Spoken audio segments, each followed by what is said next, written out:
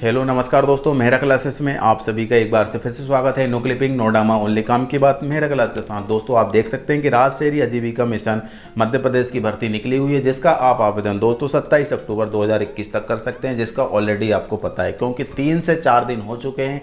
इसी टॉपिक पर हम चर्चा कर रहे हैं, इसी की वीडियो बना रहे हैं, लेकिन लगातार शुरू से ही इसमें डाउट देखने को मिला है। तो सबसे जो पहले दोस्तों जो डिपार्टमेंट से जो नोटिफिकेशन जनरेट हुआ है उसमें ही मिस्टेक है, इनकम्प्लीट है वो।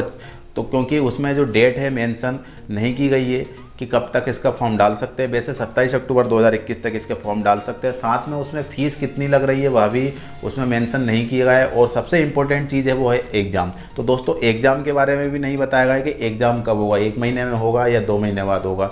तो अभी इसका भी कोई जिक्र नहीं किया गया है नोटिफिकेशन में। तो दोस्तों आज भी हम इसी टॉपिक पर चर्चा करने वाले हैं, राज्य शहरी आजीविका मिशन मध्य प्रदेश दीनदयाल अंत्योदय योजना 2021। तो आप हमारे पास लगातार कमेंट कर रहे हैं कि सर इसमें जो 2 पद की भर्ती निकली हुई है, तकनीकी विशेषज्ञ और सामुदायिक संगठक, तो इन 2 पदों का आखिर में रोल क्या है, काम क्या है, क्या कोई फील्ड वर्क रहेगा या फिर कोई ऑफिशियल वर्क रहेगा। तो आज हम इसी वीडियो पर चर्चा करने वाले हैं और इसी जो टॉपिक है हमारे, आखिर इन दोनों पदों का काम क्या है, इसी पर हम चर्चा करने वाले। तो चर्चा करने से पहले हम ये समझेंगे दोस्तों कि दीनदयाल अंत्योदय योजना आखिर है क्या। तो दोस्तों ये 2 वेबसाइट पर काम हो रहा है इस पर। तो एक वेबसाइट वो है मध्य प्रदेश दीनदयाल अंत्योदय योजना राज्य ग्रामीण आजीविका मिशन, दूसरी है मध्य प्रदेश दीनदयाल अंत्योदय योजना राज्य शहरी आजीविका मिशन। तो दोस्तों अभी जो भर्ती निकली है वो शहरी आजीविका मिशन के लिए निकली है, मतलब शहरी डिपार्टमेंट के लिए निकली है। तो इसका जो उद्देश्य है दोस्तों आप देख सकते हैं कि दीनदयाल अंत्योदय योजना का उद्देश्य कौशल विकास और अन्य उपायों के माध्यम से आजीविका के अवसरों में वृद्धि कर शहरी और ग्रामीण गरीबों को कम करना है। मेक इन इंडिया कार्यक्रम के उद्देश्य को ध्यान में रखते हुए सामाजिक तथा आर्थिक बेहतरी के लिए कौशल विकास आवश्यक है। जी हाँ दोस्तों, जो ग्रामीण क्षेत्र में और जो शहरी क्षेत्र में जो भी निर्धन आर्थिक स्थिति से मजबूर है उनको कम करना है और उनकी जो इनकम के सोर्स है उनको बढ़ाना है।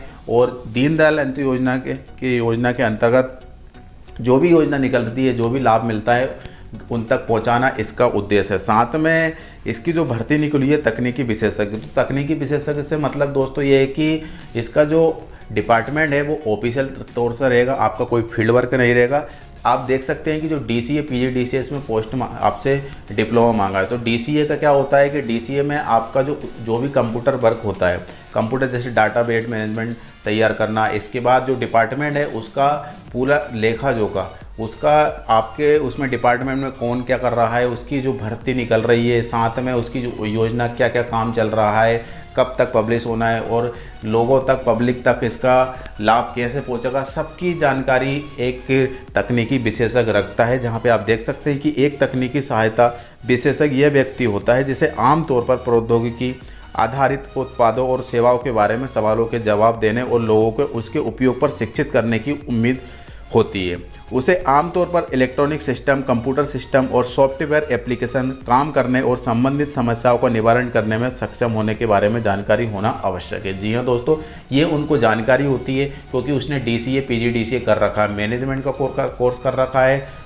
क्योंकि इसमें जो हमसे क्वालिफिकेशन मांगी है मास्टर ऑफ आर्ट्स मांगा गया है, MBA मैनेजमेंट मांगा गया है और साथ में DCA PGDCA मांगा है। तो आपका रोल क्या रहेगा कि आपको डिपार्टमेंट मिलेगा, आपको अधिकारी की एक पोस्ट रहेगी जिसके अंतर्गत आपका लेखा जोखा पूरा रख रखाव आपके सिस्टम पर रहेगा और इसका काम सिर्फ ऑफिशियल रहेगा। ध्यान रखना ऑफिशियल वर्क रहेगा, कोई भी आपका काम फील्ड वर्क नहीं रहेगा। साथ में दूसरे पद की जो भर्ती निकली हुई है सामुदायिक संगठक, तो जहाँ पे सामुदायिक संगठन का मतलब होता है कि संगठक से मतलब आप ये समझते हो दोस्तों कोई एक संगठन चल रहा है, संगठन में कोई एक प्रमुख होता है। प्रमुख का काम क्या रहता है कि सभी जो सदस्य रहता है उनको साथ में लेकर चलना, ठीक है। तो साथ में जो भी आपका जो संगठक है, एडवाइजर कह सकते हो आप उसको, तो उन सबको जो सदस्य है उनको साथ में लेकर चलना एक संगठक सामुदायिक संगठन का एक काम रहता है। जिसके अंतर्गत आप देख सकते हैं कि सामुदायिक संगठन का कार्य दूसरा प्रकार है समस्याओं के समाधान के लिए सामुदायिक सदस्यों को एकत्रित कर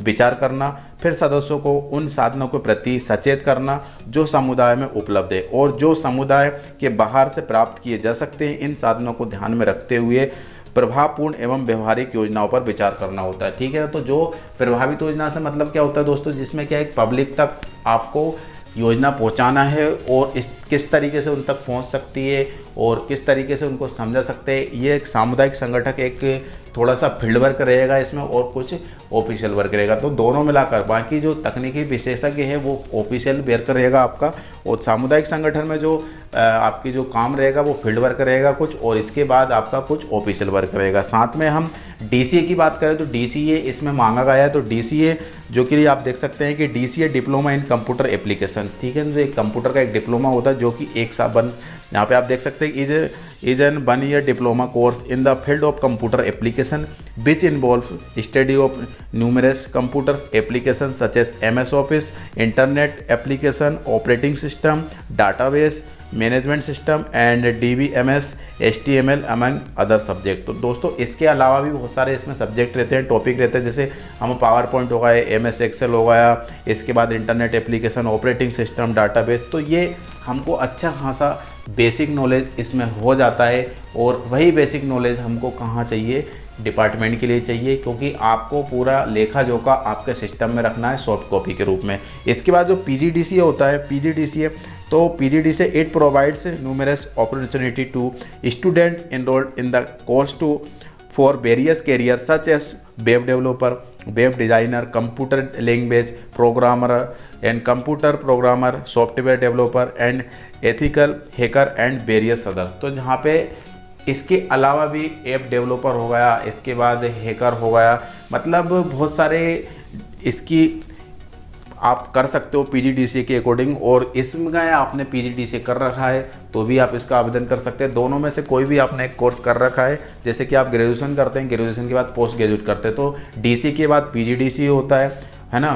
तो पहले DCA होता है फिर PGDCA, तो मतलब उसमें आपका पोस्ट ग्रेजुएट हो जाता है, और इसका मतलब ही वही होता है DCA मतलब पोस्ट ग्रेजुएट। तो इस तरीके से आप इसका आवेदन कर सकते हैं। और ये कंप्यूटर वर्क ही है, और जब कंप्यूटर वर्क है तो कहीं ना कहीं इसका जो भर्ती होने वाली है और जिस पर हम काम करने वाले हैं वह आपका ऑफिशियल वर्क रहेगा। ध्यान रखना ऑफिशियल वर्क रहेगा, और जो भी डिपार्टमेंट का आपका लेखा जोखा, अटेंडेंस और योजना निकल रही है पब्लिक से रिलेटेड जो भी है, सबका आपका उसके सिस्टम के अंदर रहेगा, क्योंकि आपको अच्छा खासा कंप्यूटर का नॉलेज है। और इसके बाद तकनीकी विशेषज्ञ, डिज़ाइन डेवलपर, तो इन सब का नॉलेज होने के साथ साथ आपका जो भर्ती निकली हुई है उसका योगदान उसमें आपको संगठन के रूप में देना होगा। तो दोस्तों उम्मीद करते हैं कि ये वीडियो आपके लिए काफ़ी यूजफुल रही होगी।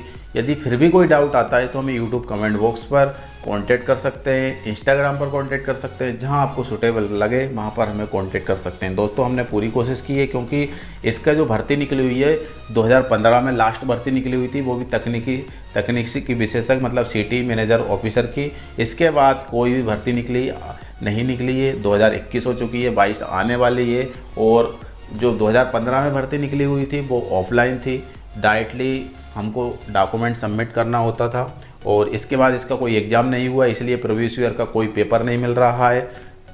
जो 65 नंबर का डाउट है हम पूरी कोशिश करेंगे, अभी तक इसका कोई क्लियर सिलेबस नहीं आया है, बाकी हम पूरी कोशिश करेंगे कि 65 नंबर का जो सिलेबस आपको मिलने वाला है, टॉपिक कौन कौन से रहेंगे, तो उस पर हम जल्दी से जल्दी वीडियो बनाएंगे आपके लिए। तो बाकी यदि कोई आपको वीडियो चाहिए, आपको कोई रिक्वायरमेंट है, तो बिल्कुल हमें यूट्यूब कमेंट बॉक्स में कमेंट कर सकते हैं। तो दोस्तों इस वीडियो को अब यहाँ पे हम एंड करते हैं। एक नए टॉपिक के साथ, एक नए वीडियो के साथ हम फिर से मिलेंगे। जब तक के लिए जय हिंद, वंदे मातरम, भारत माता की जय।